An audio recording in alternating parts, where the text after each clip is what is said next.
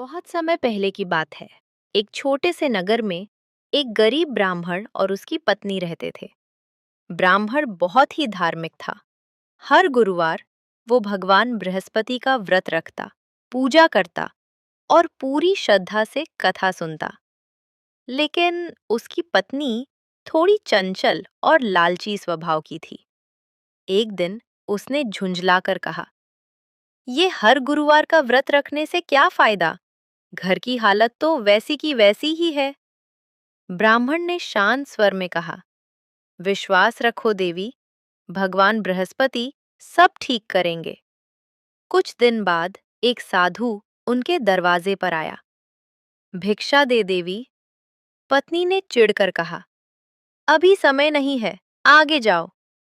साधु मुस्कुराया और धीरे से बोला, देवी, अगर तुम गुरुवार के दिन बाल धोओगी, कपड़े साफ करोगी और घर में ये सब काम करोगी, तो तुम्हारी गरीबी कभी खत्म नहीं होगी।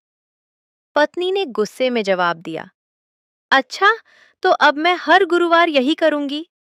और फिर धीरे धीरे उनके घर की हालत और बिगड़ने लगी। खाने के लिए भी कुछ नहीं बचा। अब पत्नी को अपनी गलती का एहसास हुआ।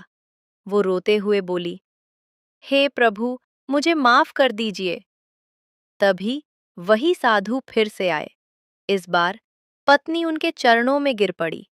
साधु बोले, अगर तुम सच्चे मन से गुरुवार का व्रत करोगी, पीले वस्त्र धारण करोगी, केले के वृक्ष की पूजा करोगी और कथा सुनोगी, तो तुम्हारे घर में सुख समृद्धि जरूर आएगी।